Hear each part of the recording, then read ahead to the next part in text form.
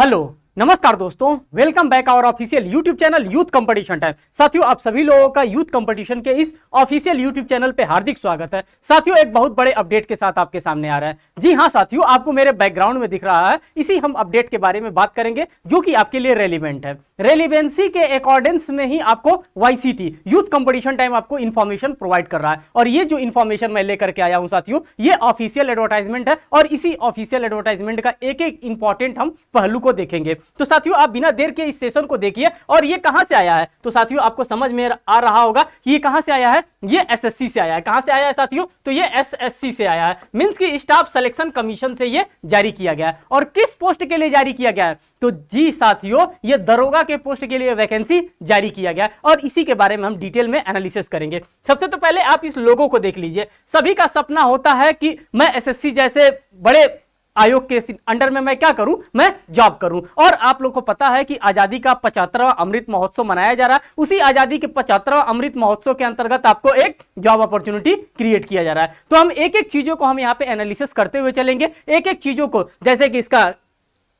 Online registration कब से start हो रहा है वो जानेंगे, साथ ही साथ लास्ट डेट जानेंगे, साथ ही साथ इसके सिलेबस को भी हम जानेंगे कि सीपीयू एसआई के आपके सिलेबस क्या होता है, किस प्रकार का एग्जामिनेशन कंडक्ट करवाया जाता है उसको भी हम जानेंगे। क्या इसमें हाइट की बात हम जानेंगे, एज की बात हम जानेंगे। हर एक चीज को हम यहाँ पे डिटेल में एनालिसिस करते हुए चलेंगे। बस आप बने रहिए और लास्ट तक इस वीडियो को ऑब्जर्व करिए। आपका कोई भी ऐसा डाउट नहीं रह जाएगा जो मैं क्लियर न करके जाऊं। तो आप देख सकते हैं, ये जो फॉर्म निकाला गया है, कर भारत सरकार कार्मिक लोक शिक्षा, लोक शिकायत तथा पेंशन मंत्रालय, कार्मिक एवं प्रशासनिक विभाग कर्मचारी चयन आयोग के द्वारा निकाला गया। ये कहां से आया साथियों? तो ये गवर्नमेंट ऑफ इंडिया से आया है और यही इनका क्या है, यही इनका ऑफिशियल वेबसाइट है ssc.nic.in। और ये आप देख सकते हैं 22/7/2023 किसकी बात कर रहा है साथियों? तो 22/7/2023 की बात कर रहा है। मींस कि आपको पता हो जाना चाहिए कि ये क्या है। ये जो फॉर्म मैं लेकर के आया हूं, ये जो मैं आपके सामने विज्ञप्ति लेकर के आया हूं, ये अपडेटेड विज्ञप्ति यहां पे मैं आपके सामने रख रहा हूं। अब आगे चलते हैं और एक एक चीजों को हम यहाँ पे एनालिसिस करते हुए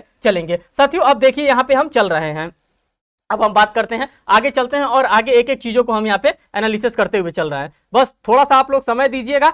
एक एक नोटिस को हम डिटेल में आपके सामने यहाँ पे रखने वाले हैं। अब देखिए, ये नोटिस आया है और इसी नोटिस का हम क्या करेंगे, इसी नोटिस को हम यहाँ पे रीड आउट करेंगे और आपके सामने एक एक पहलुओं को रखते हुए चलेंगे। ये किसके लिए आया है? आप देखिए, sub inspector in Delhi police and central armed police forces की बात कर रहा है। किसकी बात कर रहा है? सब इंस्पेक्टर, मींस की एसआई साहब की बात कर रहा है। किसकी बात कर रहा है?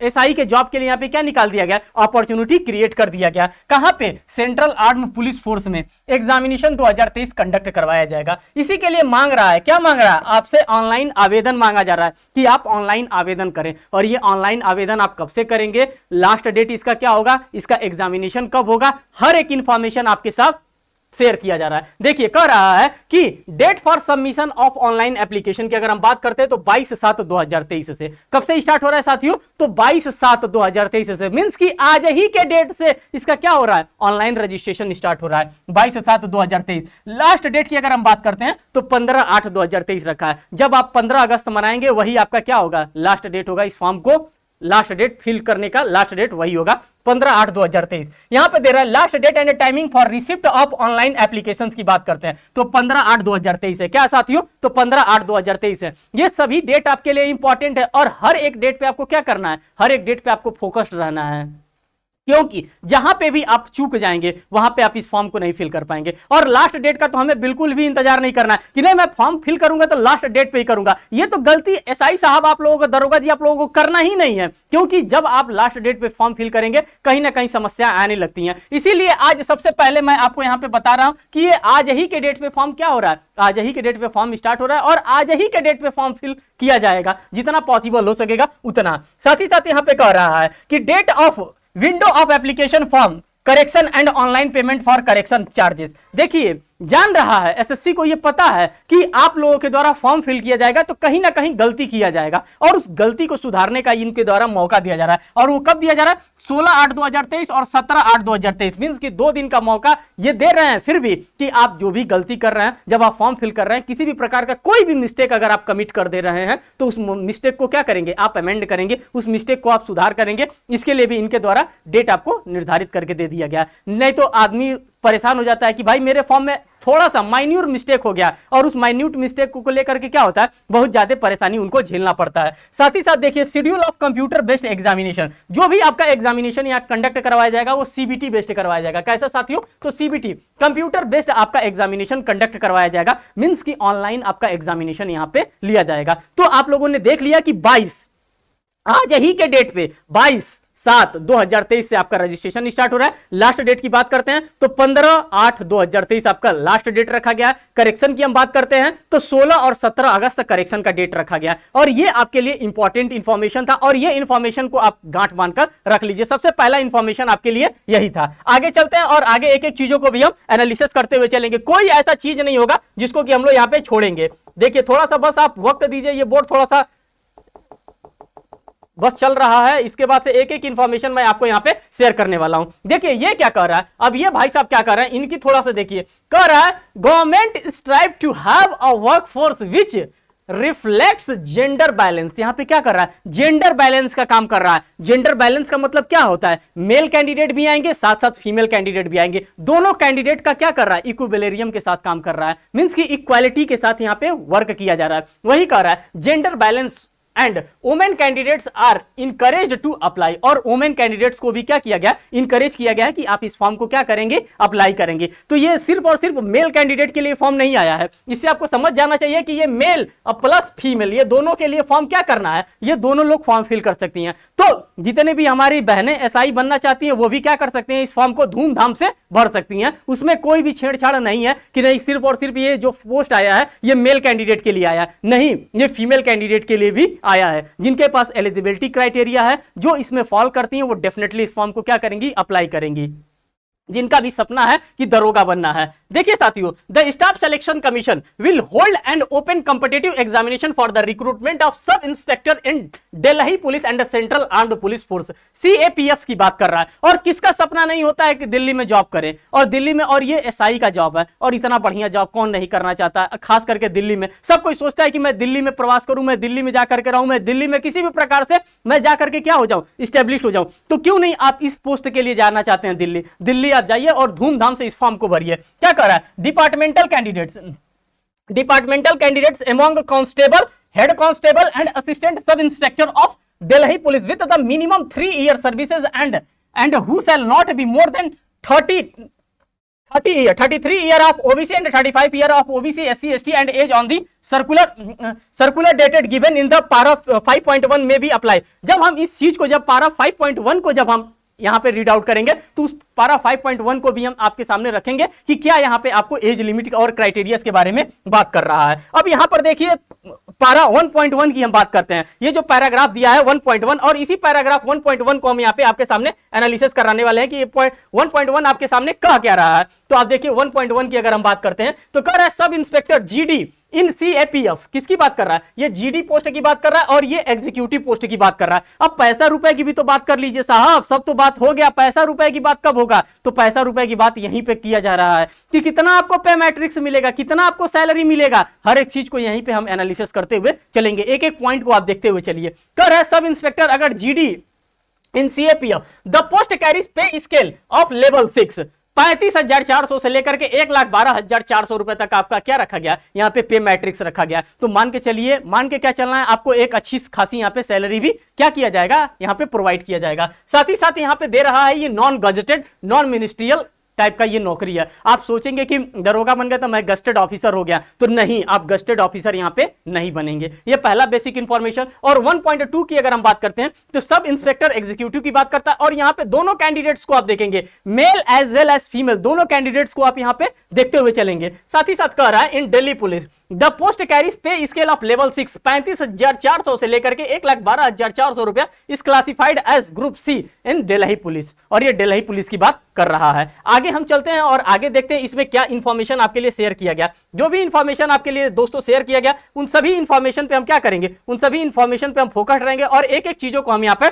देखेंगे। पहले आप यहाँ पे टेंटेटिव वैकेंसीज को देख लीजिए कि क्या टेंटेटिव वैकेंसीज में क्या कहा जा रहा है। एक मिनट, ये थोड़ा सा ज्यादा ही ऊपर चला गया, एक मिनट। देखिए टेंटेटिव वैकेंसीज की अगर हम बात करते हैं तो यहाँ पे थोड़ा सा ये ज्यादा चला गया,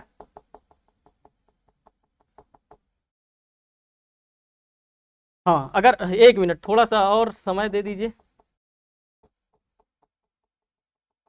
हाँ, अब ये देखिए यहाँ पे आप लोग, सॉरी फॉर डिस्टर्बेंस, देखिए यहाँ पे टेंटेटिव वैकेंसीज की अगर हम बात करते हैं तो क्या यहाँ पे टेंटेटिव वैकेंसीज दिया गया है, कितने नंबर ऑफ वैकेंसीज यहाँ पे जारी किया गया है, किस तरह से वैकेंसीज को जारी किया गया, उन सभी चीजों को हम क्या करेंगे यहाँ पे एनालिसिस करते हुए चलेंगे। बात कर रहा है किसकी, सब इंस्पेक्टर एग्जीक्यूटिव की बात कर रहा है, in Delhi police male candidates की बात कर रहा है। सिर्फ और सिर्फ अभी मेल कैंडिडेट के बारे में यहाँ पे बताया जा रहा है। जो भी इंफॉर्मेशन मैं शेयर कर रहा हूं ये मेल कैंडिडेट के लिए, फीमेल कैंडिडेट के लिए यहां पर दिया है। अभी इनके बारे में भी मैं क्या करूंगा, आपके पास इंफॉर्मेशन शेयर करूंगा। तो यहां पर देखिए सब इंस्पेक्टर की बात कर रहा है। अगर हम डिटेल की बात कर रहे हैं, unreserved, OBC, SC, ST, EWS और टोटल पोस्ट की हम बात करेंगे। साथियों हम डायरेक्ट टोटल पोस्ट पे जाएंगे। अब टोटल पोस्ट हम देखेंगे कि कितना नंबर ऑफ टोटल पोस्ट यहां पे जारी किया गया है। आप क्या करिएगा, आप जनरल में, जिसको अनरिजर्व कहा जाता है, ओबीसी में, ईडब्ल्यूएस में, एससी में, एसटी में, पीडब्ल्यू कैंडिडेट्स में आप क्या करेंगे, यहां पे देखते हुए चलेंगे कि किस प्रकार से सीटों का बाइफर्केशन किया गया है, किस तरह से सीटों को डिवाइड करते हुए चला गया है। तो हम बात करते हैं डिटेल। अगर ओपन किया गया है अनरिजर्व के लिए तो टोटल पोस्ट यहां पे 88 पोस्ट दिया गया। अब इस 88 पोस्ट को क्या कर दिया गया, इन सभी में बाइफर्केट कर दिया गया, सभी में बांटा गया है। यही कहा जाता है, इसी तरह से इक्वालिटी होगा, equality before law and equal protection before law. तो सबको जब सीट दिया जाएगा, जिस अकॉर्डेंस में विज्ञप्ति जारी किया गया है, जिस अकॉर्डेंस में जगह खाली है, उसी के अकॉर्डेंस में यहाँ पे क्या किया जा रहा है, सीटों को बांटा जा रहा है। साथ ही साथ अगर हम बात करते हैं एक्स सर्विसमैन की, तो यहाँ पे कितने नंबर ऑफ पोस्ट जारी किए गए, 7 नंबर ऑफ पोस्ट जारी किए गए हैं एक्स सर्विसमैन। और इस भी पोस्ट को क्या किया गया, यहाँ पे इस भी पोस्ट को यहाँ पे अनरिजर्व में, ओबीसी में, एससी में और एसटी में क्या किया गया है, बाइफर्केट किया गया है। साथ ही साथ एक्स सर्विसमैन स्पेशल कैटेगरीज की बात कर रहे हैं तो यहाँ पे 3 पोस्ट जारी किया गया है।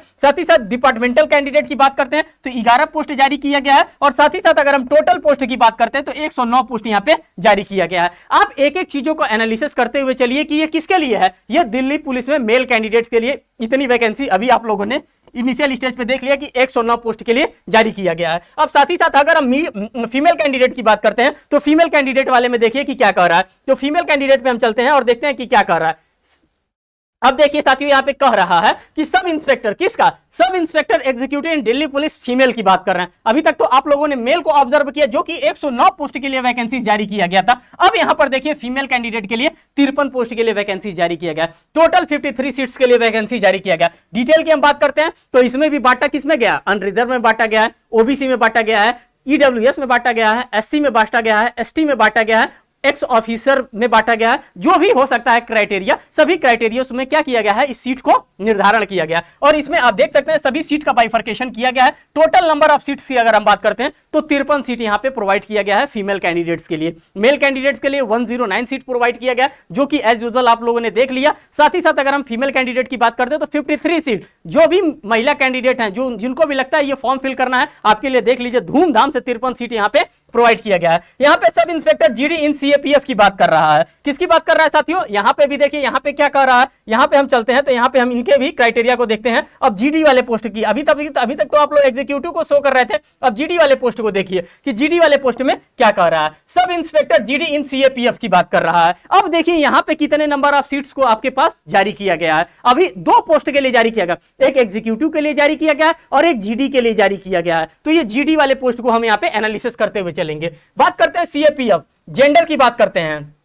जेंडर में मेल आता है, फीमेल आता है, इसी 2 जेंडर के बारे में हम बात कर रहे हैं। ट्रांसजेंडर की हम यहाँ पे बात नहीं कर रहे हैं, क्योंकि आपको दिख भी रहा होगा male female, male female, male female. साथ ही साथ हम यहाँ पे अनरिजर्व को शो करेंगे, ईडब्ल्यूएस को शो करेंगे, ओबीसी को, एससी को, एसटी को, टोटल पोस्ट को शो करेंगे और इसके ग्रैंड टोटल को भी हम यहाँ पे शो करेंगे कि कितने नंबर ऑफ पोस्ट को क्या किया गया है, उसी के अकॉर्डेंस में जारी किया गया है। तो सबसे पहले हम आते हैं कि बीएसएफ में, किसके लिए साथियों, बीएसएफ में, सीआईएसएफ में, सीआरपीएफ में, आईटीबीपी में और एसएसबी में, इसी टाइप के सारे हैं। और इन्हीं सभी में क्या किया गया है, सीटों का बाइफर्केशन किया गया है, सीटों को बांटा गया है कि कितने सीट पे कितनी नंबर ऑफ वैकेंसीज जारी की गई है। अगर हम बीएसएफ की बात करते हैं साथियों तो बीएसएफ में हमारे पास क्या है, मेल और फीमेल कैंडिडेट है। मैं इसको मार्क कर देता हूं रेड कलर से, जिससे कि आपको देखने में असुविधा ना हो। आप एक एक चीजों को यहाँ पे क्या करते हुए चलेंगे, एक एक चीजों को समझते हुए चलेंगे। तो आप यहाँ पे बीएसएफ को देख रहे हैं। अगर हम मेल कैंडिडेट की बात कर रहे हैं तो टोटल यहाँ पे 113 सीट यहाँ पे जारी किया गया है और दोनों के लिए 113 सीट जारी किया गया है, male as well as female, दोनों के लिए 113 सीट यहाँ पे जारी किया गया है। आप यहाँ पर देख सकते हैं कि अनरिजर्व में बांटा गया, ईडब्ल्यूएस में बांटा गया, ओबीसी में बांटा गया, एससी में बांटा गया, एसटी में बांटा गया। टोटल 107 सीट किसके लिए, मेल कैंडिडेट के लिए, और टोटल 6 सीट किसके लिए दिया गया, फीमेल कैंडिडेट के लिए। और दोनों का एग्रीगेट करके यहाँ पे 113 सीट आपको देखने के लिए मिल रहा है, जो कि कहां पे निकाला गया, बीएसएफ में निकाला गया। मैं पेन का कलर चेंज करता हूं और आपको अलग चीज दिखाता हूं। यहां पे सीआईएसएफ की बात करते हैं। किसकी बात करते हैं साथियों? तो सीआईएसएफ की बात करते हैं। और सीआईएसएफ वाले कॉलम को आप देखिए, यहां पे मैं इसको मार्क कर रहा हूं और यहां पे मैं आपको चीजों को दिखाने का प्रयास कर रहा हूं। अब देखिए सीआईएसएफ की अगर हम बात करते हैं तो सीआईएसएफ में मेल कैंडिडेट के लिए और साथ ही साथ फीमेल कैंडिडेट के लिए, इन दोनों कैंडिडेट्स के लिए यहां पे जॉब अपॉर्चुनिटीज क्रिएट किया गया। अगर हम सीआईएसएफ की बात करते हैं तो मेल कैंडिडेट में आप देखिए टोटल यहां पे 630 सीटों का जारी किया गया है। कितनी विज्ञप्ति जारी किया गया है? सीआईएसएफ में कितनी वैकेंसी जारी किया गया है? 630 पोस्ट के लिए। छोटा मोटा पोस्ट नहीं दे रहा है, 630 वैकेंसी दे रहा है। तो आप लोग क्यों नहीं जाग रहे हैं? आप लोग जागिए और फॉर्म को अप्लाई करिए। दरोगा बनना है, स्टार लगाना है तो डेफिनेटली आपको यह करना पड़ेगा। और इसका अभी सिलेबस भी मैं आपके सामने डिस्कस करूंगा। बिल्कुल को वीडियो को बिल्कुल भी छोड़ करके आपको नहीं जाना है। देखिए 630 पोस्ट के बारे में बात कर रहा है। मेल कैंडिडेट की बात करते हैं तो अनरिजर्व में इतना दिया है, ईडब्ल्यूएस में इतना दिया है, ओबीसी में ये है, एससी में ये है, एसटी में ये है। टोटल पोस्ट की अगर हम बात करते हैं तो 567 567 ये पोस्ट किसके लिए जारी किया गया? ये मेल कैंडिडेट के लिए 567 पोस्ट जारी किया गया।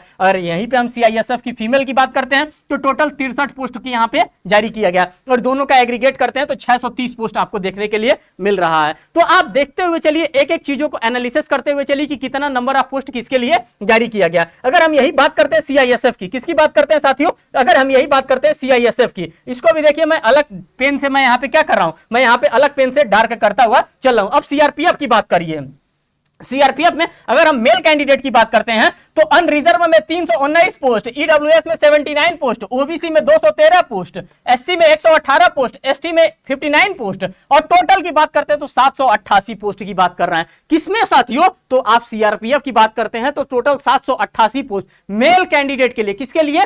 पुरुष अभ्यर्थियों के लिए, मेल कैंडिडेट के लिए। अगर हम यही बात करते हैं फीमेल कैंडिडेट के लिए तो फीमेल कैंडिडेट के लिए टोटल 30 सीट यहां पे जारी किया गया। अगर हम इन दोनों को जोड़ते हैं तो 818 सीट के लिए यहां पे वैकेंसी जारी किया गया। आप देखते चलिए कितने ज्यादा नंबर ऑफ सीट को यहां पे जारी किया गया। 113 सीट यहां पे मिल रहा है, एक 630 सीट यहां पे मिल रहा है, 818 सीट यहां पे मिल रहा है। साथ ही अगर हम आईटीबीपी की बात करते हैं, हम कलर चेंज करते हैं और आपको आईटीबीपी की बातें में भी बताते हैं। अगर आप आईटीबीपी को देखेंगे तो आईटीबीपी को मैं यहां पे मार्क कर रहा हूं और आईटीबीपी के मैं सीट को भी आपके सामने रखने का विलफुली एकदम प्रयास कर रहा हूं। अगर आप आईटीबीपी को देख रहे हैं तो आईटीबीपी में पहले मेल कैंडिडेट को देखिए। मेल कैंडिडेट में अगर अनरिजर्व की बात कर रहे हैं तो 21 सीट दे रहा है, ईडब्ल्यूएस में 10 सीट दे रहा है, ओबीसी में 13 सीट दे रहा है, साथ ही साथ एससी में यहां पे 7 सीट दे रहा है, एसटी में 3 सीट दे रहा है। टोटल की हम बात करते हैं तो 54 सीट और 54 सीट किस में? आईटीबीपी में मेल कैंडिडेट को यहां पे दे रहा है। अगर हम यहीं पे फीमेल कैंडिडेट की बात करते हैं तो 9 सीट यहां पे प्रोवाइड कर रहा है। टोटल 63 सीट आपको क्या कर रहा है? यहां पे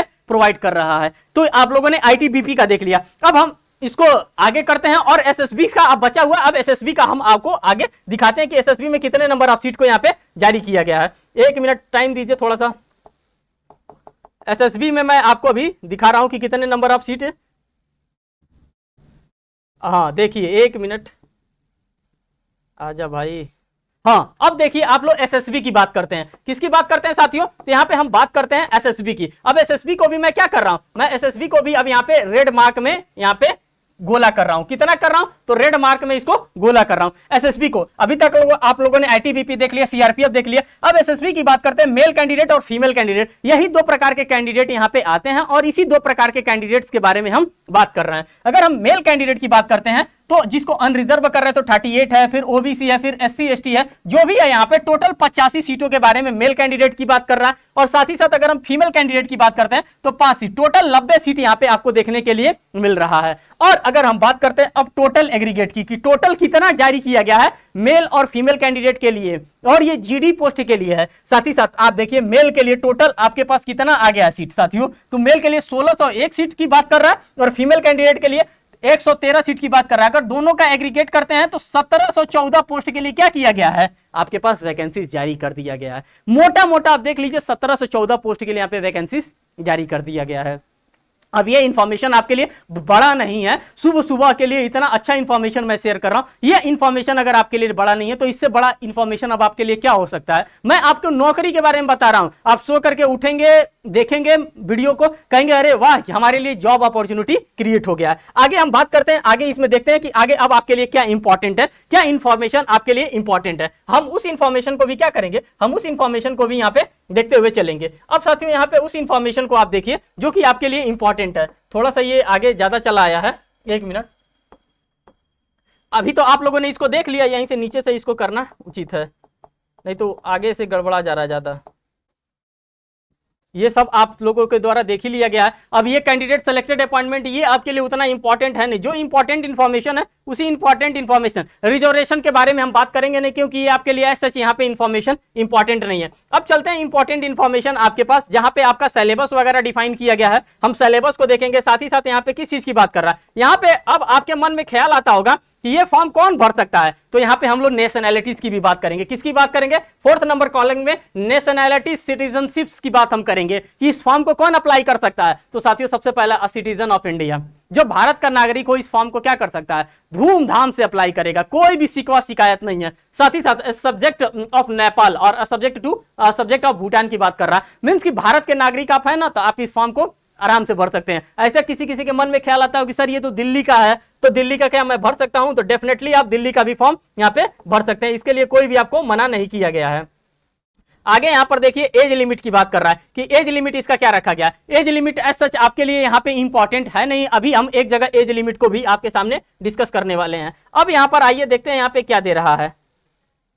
अब कैटेगरी वाइज एज रिलैक्सेशन की बात कर रहा है कि क्या एज रिलैक्सेशन होता है। तो साथियों आपको पता होना चाहिए कि जो भी एज रिलैक्सेशन होगा, एसएससी के द्वारा जो भी एज रिलैक्सेशन प्रोवाइड किया जाता है, उसी एज रिलैक्सेशन के बारे में बात कर रहा है। जैसे एससी एसटी को यहाँ पे 5 साल का एज रिलैक्सेशन दिया जा रहा है, ओबीसी का 3 साल का एज रिलैक्सेशन दिया जाएगा, एक्स सर्विसमैन को यहाँ पे 3 साल का एज रिलैक्सेशन दिया जाएगा। तो जो भी एज रिलैक्सेशन का क्राइटेरिया होगा, जो भी हर एक एग्जामिनेशन में आपको प्रोवाइड किया जाता है, वही एज रिलैक्सेशन का क्राइटेरिया आपको यहाँ पे भी प्रोवाइड किया जा रहा है। साथियों अब डायरेक्ट मैं बिना देर किए मैं चल रहा हूँ सिलेबस पे, और सिलेबस आपके लिए जानना इंपॉर्टेंट है, क्योंकि सिलेबस जब तक आप नहीं जानेंगे तब तक आप इसकी तैयारी कैसे करेंगे। फॉर्म को आपने फिल कर दिया, हर एक चीज आपने कर दिया, अब आपको सिलेबस के बारे में ही नहीं पता है। तो सिलेबस आपको जानना इंपॉर्टेंट है, क्योंकि सिलेबस ही है जो कि हमें एग्जामिनेशन के बाहर लेकर के जाएगा। अब हम सिलेबस के पास धीरे धीरे पहुंच रहे हैं, जो कि अभी मैं लेकर के आ रहा हूं आपके सामने। बस थोड़ा सा आप लोग धैर्य बनाए रखें और एक एक चीजों को आप यहाँ पे एनालिसिस कर रहे हैं। अब एप्लीकेशन स्टार्ट के बारे में आप लोगों ने पता ही कर लिया है कि कहाँ पे कैसे स्टार्ट होगा इसका एप्लीकेशन।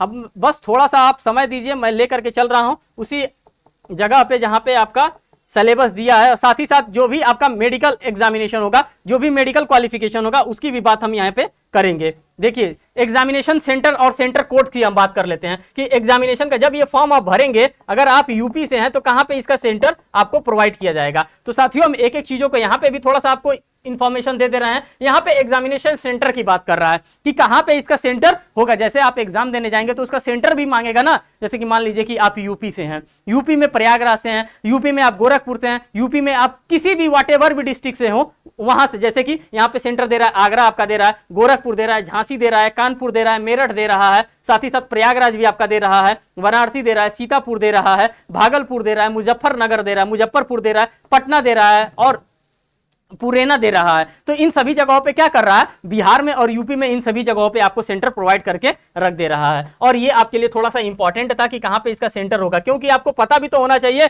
कि हम जो जिस एग्जामिनेशन के लिए फॉर्म भर रहे हैं उसका सेंटर कहां देगा। तो यूपी वालों के लिए और बिहार वालों भाइयों के लिए मैंने यहाँ पे सेंटर के बारे में बता दिया कि आपका सेंटर कहां पर होगा। बाकी लोगों को लगता है कि हमारा सेंटर देखना है तो वो भी आप क्या कर सकते हैं, देख लीजिए। अब जिस चीज को मैं दिखाना चाहता था, स्कीम ऑफ एग्जामिनेशन, वहां पे मैं ठीक पहुंच गया। बस 1 मिनट का और आप हमको समय दीजिए, मैं वहां पे आपको पूरा सिलेबस ही मैं आपको यहाँ पे शो करना चाहता हूं। क्या शो करना चाहता हूं साथियों, तो पूरा सिलेबस ही मैं आपको शो करना चाहता हूं। देखिए स्कीम ऑफ एग्जामिनेशन, अब स्कीम ऑफ एग्जामिनेशन में क्या आपको प्रोवाइड करके रखा है। जब आप 12th नंबर कॉलम को देखेंगे तो यहाँ पे स्कीम आपको दे रहा है एग्जामिनेशन का, कह रहा है 12.1 वाले कॉलम में। एक एक चीजों को आप ध्यान से देखिएगा। Syllabus, the examination will consist of paper first और साथ ही साथ physical standard test, PST physical endurance test, PET paper second and detail medical examination, DME. All this stages of examination are mandatory. Detail of this paper test are as follow, means कि नीचे सभी चीजों के बारे में आपको यहाँ पे दे करके रखा है। मेडिकल टेस्ट के बारे में भी मैं बताऊंगा आपको कि मेडिकल टेस्ट आपका क्या होगा, किस तरह से आपका मेडिकल टेस्ट कंडक्ट करवाया जाएगा। साथ ही साथ हम ये भी बताएंगे कि इसमें पेपर फर्स्ट का सिलेबस क्या होगा, साथ ही साथ पेपर सेकंड अगर होता है तो पेपर सेकंड का इसमें सिलेबस क्या होगा, हर एक चीज पे हम नजर रखते हुए चलेंगे। तो पहले पेपर आप फर्स्ट को देखिए कि पेपर फर्स्ट में क्या कर रहा है। पेपर फर्स्ट में आपका पार्ट देखने के लिए मिल रहा है, पार्ट के बाद यहाँ पे सब्जेक्ट देखने के लिए मिल रहा है, यहाँ पे नंबर ऑफ क्वेश्चंस आप देख रहे हैं, मैक्सिमम मार्क्स देख रहे हैं और टाइम ड्यूरेशन देख रहे हैं। इसी सभी चीजों को क्या करना होता है, हमें ऑब्जर्व करना होता है। अगर हम पार्ट फर्स्ट की बात करते हैं, पार्ट सेकंड की बात करते हैं, पार्ट थर्ड की बात करते हैं, थोड़ा सा हम इसको और ऊपर लेकर के चलते हैं, आप लोगों को अब दिखाते हैं कि पूरा सिलेबस इसमें क्या आपको प्रोवाइड करके रखा है। पूरा सिलेबस को आप ऑब्जर्व करिए, क्योंकि यही वो जगह है जहां से आपको क्या दिखेगा, आपको सफलता यहीं से दिखने वाली है। Paper first, paper second, paper third और पेपर फोर्थ देख रहे हैं। प्रिलिमिनरी एग्जामिनेशन में जो पेपर फर्स्ट इनका कंडक्ट कराया जाएगा, 4 पेपर कराया जाएगा। कितने पेपर कराए जाएंगे साथियों, तो 4 पेपर कराए जाएंगे। 4 में सबसे पहले क्या आएगा, जनरल इंटेलिजेंस एंड रीजनिंग, ये आपका कभी भी पीछा छोड़ने वाला नहीं है। रीजनिंग आपका कभी भी पीछा नहीं छोड़ने वाला है। रीजनिंग पूछा जाएगा, 50 क्वेश्चन पूछा जाएगा, 50 मार्क्स का पूछा जाएगा। General knowledge and general awareness, ना जीके आपका साथ छोड़ने वाला है, ना जीएस आपका साथ छोड़ने वाला है, ना करंट अफेयर भाई साहब आपका साथ छोड़ने वाले हैं। ये सभी के सभी आपके साथ क्या करने वाले हैं, कदम से कदम मिला करके चलने वाले हैं सब्जेक्ट, और ये हर जगह आपको पढ़ना ही है। किसी भी एग्जामिनेशन को आप अगर टारगेट करते हैं तो ये आपको पढ़ना ही पढ़ना है। और इसमें नंबर ऑफ क्वेश्चंस की हम बात करते हैं तो 50 क्वेश्चन यहाँ पे है, और मैक्सिमम मार्क्स की बात करते हैं तो 50 मार्क्स का ये है। क्वांटिटेटिव एप्टीट्यूड, जिसमें आपका मैथमेटिक्स आता है, पूरा का पूरा होल डिटेल मैथमेटिक्स, ये 50 नंबर का ये आएगा। नंबर ऑफ क्वेश्चन 50 क्वेश्चन आएगा और मैक्सिमम मार्क्स 50 नंबर का आएगा। इंग्लिश कंप्रीहेंशन आता है, कंप्रीहेंशन आपको दे दिया जाता है पैराग्राफ वाइज, आपको उसको क्या करना होता है, उसको आपको पढ़ना होता है। और ये कितने नंबर का आएगा, नंबर ऑफ क्वेश्चन की बात करते हैं 50 क्वेश्चन आएगा, और मैक्सिमम मार्क्स की बात करते हैं तो 50 मार्क्स का ये आएगा। और साथियों आप सभी लोगों को पता है कि वाईसीटी क्या है, ये यूथ कंपटीशन। वाईसीटी की अगर हम बात करते हैं तो यूथ कंपटीशन है, इसके लिए क्या कर दिया, इसके लिए बुक पब्लिश कर दिया गया है। क्या कर दिया गया साथियों, तो अगर आप चाहते हैं कि सीपीओ एसआई अगर आप बनना चाहते हैं, अगर आप चाहते हैं कि आपके पास एक अच्छा बुक हो, तो आप क्या कर सकते हैं, ये यूथ कंपटीशन टाइम की भी बुक आप क्या कर सकते हैं, आप मार्केट से परचेस कर सकते हैं। साथ ही साथ आप अगर आपको मार्केट में नहीं मिल रहा है तो आप ऑनलाइन भी क्या कर सकते हैं, इस वेबसाइट पे yct.com पे जाकर के भी आप क्या कर सकते हैं, बुक को आप देख सकते हैं, परचेस कर सकते हैं। पेपर फर्स्ट की बात अगर हमने कर लिया यहाँ पे, अब हम बात करेंगे किसकी बात करेंगे, अब साथियों पेपर सेकंड की बात करेंगे, क्योंकि सिर्फ पेपर फर्स्ट ही पास करके तो हमको जॉब मिलने वाला है नहीं, अब पेपर सेकंड भी तो होगा। अब पेपर सेकंड को आप देखिए कि पेपर सेकंड में आपको क्या प्रोवाइड किया जा रहा है। तो पेपर सेकंड की अगर हम बात करते हैं तो ये सब्जेक्ट की बात करता है, नंबर ऑफ क्वेश्चंस की बात करता है, मैक्सिमम मार्क्स की बात करता है और टाइम ड्यूरेशन की बात करता है। अगर हम पेपर सेकंड की बात करते हैं तो यहाँ पे इंग्लिश लैंग्वेज एंड कंप्रीहेंशन आपसे पूछा जाएगा, ये आपके लिए इंपॉर्टेंट है। क्या पूछा जाएगा साथियों, इंग्लिश लैंग्वेज एंड कंप्रीहेंशन आपसे पूछा जाएगा। अगर हम नंबर ऑफ क्वेश्चंस की बात करते हैं तो नंबर ऑफ क्वेश्चंस 200 आपको यहाँ पे देखने के लिए मिलेगा। इंग्लिश लैंग्वेज एंड कंप्रीहेंशन की बात अगर हम करते हैं तो टोटल नंबर ऑफ क्वेश्चन आपको 200 देखने के लिए मिलेगा, जो कि ये क्या है, ये पेपर सेकंड है। क्या है साथियों, तो ये पेपर नंबर आपका सेकंड यहाँ पे देखने के लिए मिल रहा है, आपको एज यूजुअल यहाँ पे लिखा हुआ दिख रहा है। साथ ही साथ हम मैक्सिमम मार्क्स की बात करते हैं तो 2 घंटे आपको यहाँ पे क्या कहते हैं 200 आपको मैक्सिमम मार्क्स दिया जाएगा, और समय की अगर हम बात करते हैं तो 2 घंटा का आपको यहाँ पे ड्यूरेशन आपको प्रोवाइड किया जाएगा। ठीक, दोनों पेपर हो गया। अब आपको फिजिकल भी तो मेंटेन करना है, फिजिकल को भी आप देखिए यहाँ पे 12.2 वाले कॉलम में क्या कर रहा है, ये आपके लिए रिलीफ देने वाला काम कर रहा है। Correct questions in both paper will be objective multiple choice question, MCQ based आपका क्वेश्चन कंडक्ट करवाया जाएगा। कैसा करवाया जाएगा साथियों, रिटन एग्जामिनेशन का मतलब होता है कि आपको मेन एग्जामिनेशन की तरफ से आंसर राइटिंग करने के लिए नहीं दिया जाएगा। यहाँ पे क्या कराया जाएगा, यहाँ पे ओएमआर सीट, जैसे ये आ गया A B C D A B C D A B C D, इस प्रकार से आपके पास क्या आएगा, एक ओएमआर सीट आएगा, और उसी ओएमआर सीट को आपको क्या करना होगा, फिल करना होगा। बोथ पेपर में, किस पेपर में, पेपर फर्स्ट में भी as well as paper second में भी, किसी भी प्रकार का मुख्य परीक्षा में आपको आंसर राइटिंग लिखने के लिए नहीं बोला जाएगा। दोनों का दोनों पेपर आपका क्या होगा, एमसीक्यू बेस्ड पेपर होगा। और इतने डिटेल में एनालिसिस कोई भी आपको नहीं कराएगा जितने डिटेल एनालिसिस यहाँ पे कराया जा रहा है, क्योंकि ये सीरियस परीक्षा है और सीरियस परीक्षा का एनालिसिस इसी प्रकार से होना भी चाहिए। देखिए साथियों यहाँ पे एक और क्लॉज जोड़ा है, क्या रहा है कि there will be negative marking equal to 1/3। क्या रखा गया है, 1/3 आपको यहाँ पे निगेटिव मार्किंग भी रखा गया है। आगे देखिए, आगे अब आपके लिए क्या है साथियों, अब आगे थोड़ा सा हम चल रहे हैं जहां पे आपका मेडिकल एग्जामिनेशन करवाया जाएगा। ये तो आपको थोड़ा सा वेटेज की बात कर रहा है अगर आपके पास एनसीसी वगैरह है तो। अब हम मेडिकल एग्जामिनेशन की बात कर रहे हैं कि मेडिकल एग्जामिनेशन में आपका क्या आएगा। ये पूरा सिलेबस दे दिया है होल सोल की, क्या रीजनिंग में आपका क्या आने वाला है। अगर आपका रीजनिंग का पेपर हो रहा है तो जनरल इंटेलिजेंस एंड रीजनिंग में क्या क्या आ रहा है आप इसको बाय द टाइमिंग क्या कर सकते हैं, आप ऑफिशियल वेबसाइट से इसको डाउनलोड करके भी ऑब्जर्व कर सकते हैं। अगर आपको कहीं नहीं मिलता है तो आप कमेंट सेक्शन में कमेंट डाल दीजिए, आपको ये प्रोवाइड करा दिया जाएगा। साथ ही साथ आप देखिए आगे यहां पे क्या कहता है साथियों, आगे हम आपको वहां पे लेकर के चलना चाहते हैं जहां पे आप फंस रहे हैं, जहां पे आपको उस चीज को जानने की जरूरत है। ये पूरा सिलेबस दिया, अलग अलग बाइफरकेट करके सिलेबस यहां पे आपको सामने प्रोवाइड करके रखा गया है। ये पेपर सेकंड का पूरा कंप्रीहेंशन का सिलेबस दिया गया। अब आपके पास आ गया क्या चाहिए, अब आपके पास आ गया फिजिकल टेस्ट। और इसी फिजिकल टेस्ट को मैं क्या कर रहा था, इसी फिजिकल टेस्ट को मैं यहाँ पे सर्च कर रहा था। यहां पर देखिए 12.01 की बात कर रहा है, physical standard test PST and physical endurance test PET, physical standard test for all post. हर एक पोस्ट के लिए क्या कराया जाएगा, जाहिर सी बात है जब दरोगा आप बनने जा रहे हैं तो दरोगा बनने का एक वसूल होता है कि आपको क्या रहना है, आपको फिट रहना है। और फिट के लिए क्या कराया जाएगा, यहाँ पे आपका फिजिकल एग्जामिनेशन कराया जाएगा, फिजिकल आपका टेस्ट कंडक्ट करवाया जाएगा। तो सीरियल नंबर की हम बात करते हैं, कैटेगरी ऑफ कैंडिडेट्स की बात करते हैं, हाइट इन सेंटीमीटर की बात कर रहे हैं कि आपका हाइट क्या होना चाहिए, साथ ही साथ चेस्ट इन सेंटीमीटर की बात करते हैं। और ये चेस्ट की अगर हम बात करते हैं तो सिर्फ और सिर्फ मेल कैंडिडेट की बात करते हैं, यहाँ पे चेस्ट की बात हम फीमेल कैंडिडेट की नहीं करते हैं, क्योंकि साफ साफ लिखा होता है कि चेस्ट की अगर हम बात करेंगे तो सिर्फ और सिर्फ मेल कैंडिडेट की हम बात करेंगे। अगर आप चेस्ट को एक्सपेंड कर रहे हैं मींस कि बिना फुलाए और फुलाए की बात करता है, बिना फुलाए आपका सीना कितना होना चाहिए और फुलाने के बाद कितना एक्सपेंड करना चाहिए, इन दोनों चीजों को हम यहाँ पे एनालिसिस करेंगे। एक्सपेंड अनएक्सपेंड की बात कर रहा और एक्सपेंड की बात कर रहा, इन्हीं दोनों चीजों के बारे में बात करेंगे। अब यहाँ पर आप देखते हुए चलिए कि क्या क्या कह रहा है, और यही बस आपका एक इंपॉर्टेंट इंफॉर्मेशन रह जाता है, और इसी इंपॉर्टेंट इंफॉर्मेशन को मैं आपके सामने यहाँ पे रखना चाहता हूं। अब देखिए आपके पास आ गया क्या कह रहा है, फर्स्ट वाले कॉलम में कह रहा है male candidate except those listed as serial number first and third की बात कर रहा है।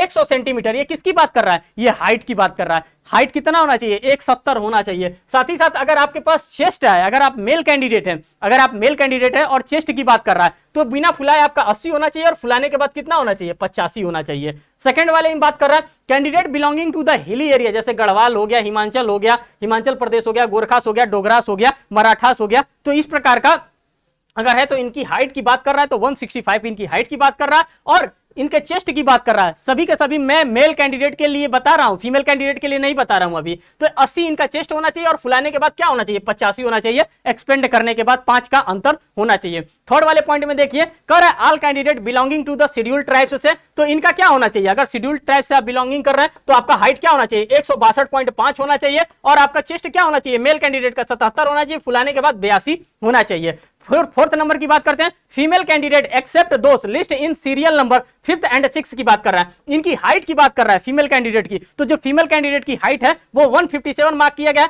यहाँ पे किसी भी प्रकार का इनके चेस्ट की साइज के बारे में नहीं बात किया जाता है। ठीक, आगे हम चलते हैं, यहाँ पे फीमेल कैंडिडेट्स को देखिए कर है female candidate belonging to the hilly areas Garhwal, जैसे हिमाचल प्रदेश हो गया, गोरखास हो गया, डोगरास हो गया, मराठास हो गया, कश्मीरी हो गया, इन लोगों की बात कर रहे हैं। तो इनकी हाइट कितना मांग रहा है, 155 सेंटीमीटर यहाँ पे हाइट भी मांग रहा है। थोड़ा सा और आगे चलते हैं, और भी आगे देख लेते हैं कि क्या इसमें कहा जा रहा है।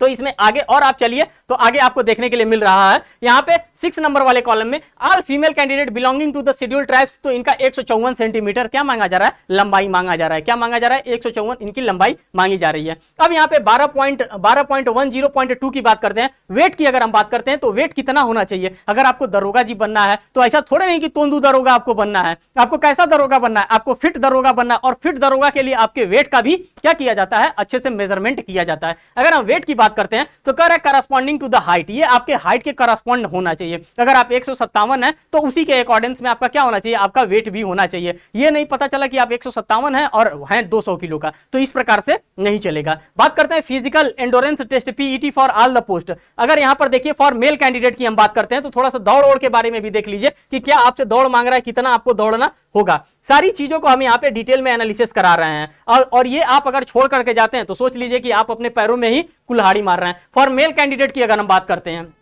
तो 100 मीटर रेस इन 16 सेकंड में, कितने की बात कर रहा है साथियों? तो 100 मीटर रेस 16 सेकंड में। और ये किसके लिए? मेल कैंडिडेट के लिए। ध्यान दीजिएगा, फीमेल कैंडिडेट की बात नहीं कर रहे हैं। फिर यहाँ पे 1.6 किलोमीटर रेस इन 6.5 मिनट में। लॉन्ग जब 3.65 मीटर इन 3 चांसेस, आपको 3 बार चांस दिया जाएगा, कूद कूद कूद। फिर नेक्स्ट बात करते हैं, हाई जंप की बात करते हैं, 1.2 मीटर इन 3 चांस आपको दिया जाएगा। फिर शॉर्ट पुट की बात करते हैं तो 16 LBS 4.5 मीटर इन 3 चांसेस यहां पे भी आपको प्रोवाइड किया जाएगा। अगर हम यहीं पे बात करते हैं फीमेल कैंडिडेट की, तो फीमेल कैंडिडेट के लिए क्या दे रहा है? फीमेल कैंडिडेट को आप यहां पर देखिए और करिए, एनालिसिस करिए। फीमेल कैंडिडेट की बात कर रहा है तो कर रहा है 100 मीटर रेस इन 18 सेकंड की बात कर रहा है, 800 मीटर रेस इन 4 मिनट की बात कर रहा है। Long jump 2.7 metre in 3 chances आपको दिया जाएगा। High jump 0.9 metre in 3 chances आपको दिया जाएगा। यहां पे कर रहा है there shall be no minimum requirement of chest measurement for the female candidate. और ये चीज मैं बार बार आपको यहाँ पे बताता हुआ चल रहा हूं। जो भी इंफॉर्मेशन था, हर एक इंफॉर्मेशन को मैंने आपके सामने एक एक करके यहाँ पे रखने का डेफिनेटली प्रयास किया। कोई ऐसा चीज नहीं था जिसको मैं रखना नहीं चाहता था, जो कि आपके एग्जाम के लिए इंपॉर्टेंट था। उन सभी चीजों को मैंने यहाँ पे क्या किया, एक एक चीजों को, एक एक इंफॉर्मेशन को मैंने आपके सामने शेयर किया। तो साथियों, अगर आपको लगता है कि मैंने डिटेल इंफॉर्मेशन शेयर किया है, तो आप अपने सभी कैंडिडेट्स में, जितने भी आपके फ्रेंड होंगे, जितने आपके भाई होंगे, जितने भी आपकी बहन होंगी जो इसका फॉर्म का वेट कर रही थी, जो इस फॉर्म को फिल करना चाहती थी, उन तक जरूर आपका पहुंचाने का फर्ज आपका है। और साथियों, मैं आपको बता देना चाहता हूं, यह यूथ कंपटीशन टाइम का ऑफिशियल यूट्यूब चैनल है। यहां पे हर एक इंफॉर्मेशन आपको ऑथेंटिसिटी के साथ यहां पे शेयर किया जाता है। साथ ही साथ आपको यहां पे बुक भी इसकी प्रोवाइड की जाती है। तो साथियों, फिर मिलेंगे एक नेक्स्ट वीडियो में, एक नेक्स्ट अपडेट के साथ। तब तक के लिए साथियों, धन्यवाद।